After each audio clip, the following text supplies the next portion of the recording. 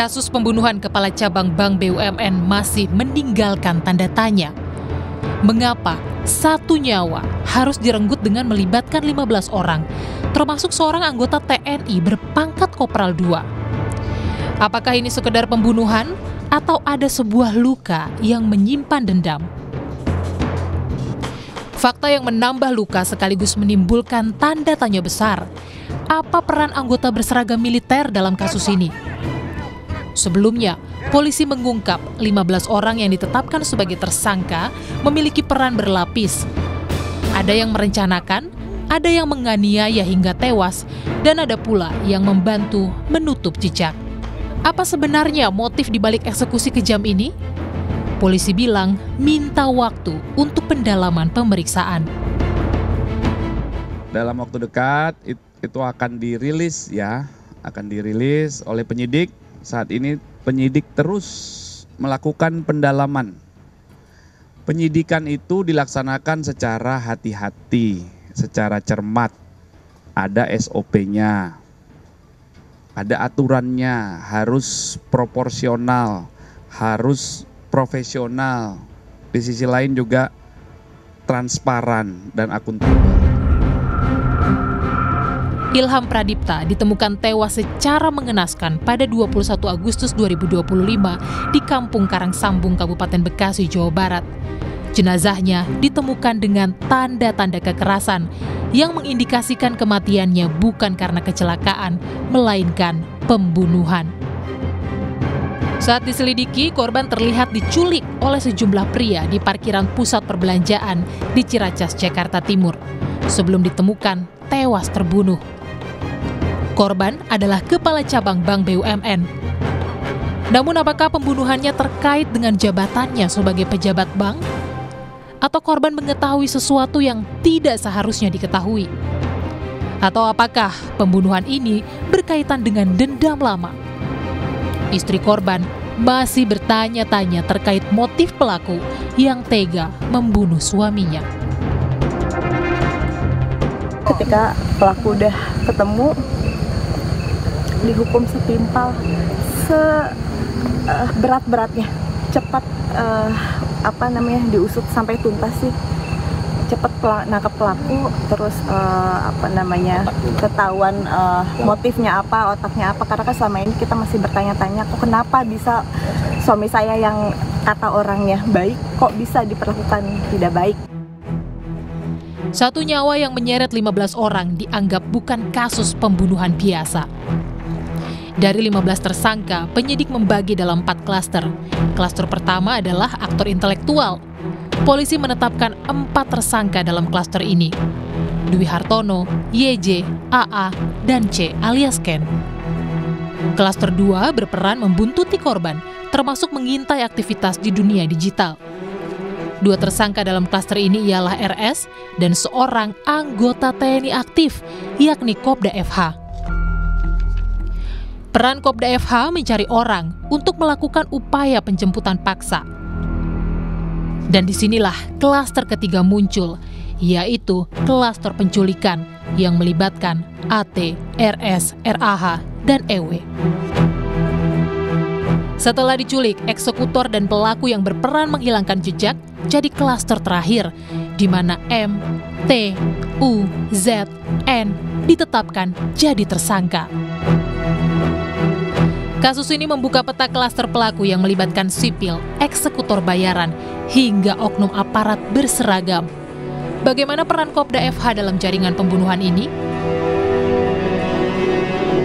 Melalui pernyataan tertulis, Komandan Polisi Militer Kodam Jaya Kolonel CPM Doni Agus Priyanto menyampaikan, dari hasil pemeriksaan sementara, FH berperan sebagai perantara yang bertugas mencari orang guna menjemput paksa korban. Hal ini juga dibenarkan oleh Adrianus Agal, kuasa hukum dari 4 tersangka yang berada di klaster penculikan. Kopda FH memerintahkan kliennya untuk menculik korban dan mengantarkannya ke suatu tempat. Antara Eras dengan Oknum F ini, mereka sudah kenal kurang lebih berapa bulan lah sebelumnya. Pekerjaan ini kan si Oknum F ini kan bilang Eras, ini ada kerjaan, kalian itu hanya menjemput saja dan kamu menyerahkan dia ke suatu tempat. Mereka tidak tahu si korban ini kerjanya apa. Itu kan mereka tidak tahu kerjanya apa, hanya untuk jemput paksa. Nanti setelah mereka jemput paksa, yang akan mengantar pulang adalah F dan tangan kanan bos. Lantas, apakah seragam militer dari tersangka Kopda FH dimanfaatkan untuk memastikan jalannya eksekusi sesuai pesanan para aktor intelektual? Ini apakah ada peran fungsional gitu ya? Peran fungsional itu karena kita yang sama-sama tahu, yang sudah diberitakan bahwa oknum ini sebagai perantara di antara otak dan eksekutor. Justru di titik inilah ada peran strategis seorang anggota yang dinilai sangat-sangat krusial dan sangat membahayakan. Kenapa sampai terjadi sedemikian rupa? Karena di situ berarti ada jaringan. Karena seorang oknum itu pasti memiliki jaringan, memiliki kedisiplinan dan reputasi yang bisa dipakai untuk meyakinkan dan mengintimidasi orang lain. Nah, itu yang pertama, peran fungsional. Yang kedua, peran simbolik. Yang kita tahu TNI itu bukan sekedar institusi, tapi simbol kekuasaan negara. Ketika mereka ada yang terlibat, berarti ada kemungkinan masyarakat akan menilai bahwa seragam bisa dibeli, bahwa otoritas bisa disewa. Hal ini akan sangat-sangat merugikan institusi tersebut. Keterlibatan anggota TNI dalam kasus pembunuhan kepala cabang Bank BUMN malah menambah lapisan dramatis adanya keterlibatan oknum aparat TNI. Bahkan semakin menambah tanda tanya. Motif belum terungkap membuat publik terjebak dalam teka-teki. Sementara bayang-bayang keterlibatan oknum aparat membuat kasus ini semakin sensitif. Akankah kebenaran bisa diungkap atau justru tenggelam di balik permainan kuasa? Namun mantan Kabareskrim periode 2009-2011 Ito Sumardi bilang bahwa butuh kehati-hatian bagi penyidik untuk mengungkap motif. Kita cross-check itu yang akan bisa menentukan peran yang bersangkutan. Kan sekarang ini yang dilakukan adalah mekanisme penanganan yang dilakukan oleh dua instansi. Yang satu adalah instansi kepolisian, yaitu Polda Metro Jaya yang sudah mengambil alih dari Polres Jakarta Timur, dan selain itu adalah Pomdam ya. Karena kasusnya ini adalah koneksitas, memang ada sedikit kesulitan kalau memang dilakukan oleh institusi, tapi tentunya dengan koordinasi maupun kesepakatan atau komitmen untuk mengungkap kasus ini, saya kira ini akan ada komunikasi antara Pomdam Jaya dengan Polda Metro Jaya. Tentunya kan kita juga harus hati-hati menyampaikan motif, jangan sampai ada salah dalam menyampaikan motif dari yang bersangkutan. Kan kita melihat sekarang masih ada beberapa spekulasi ya. Apakah itu merupakan masalah pribadi, kemudian penipuan terkait dengan kredit fiktif, dan juga kemungkinan ada balas dendam atau persaingan internal. Nah, tentunya ini yang harus didalami dari hasil cross-check ya. 15 orang untuk 1 nyawa.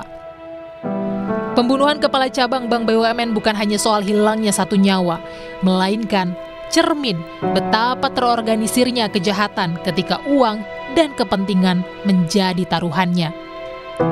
Kini publik menunggu seberapa tegas negara menghukum para pelaku, termasuk oknum aparat berseragam, agar tragedi ini tidak lagi terjadi. Tim Liputan, Kompas TV.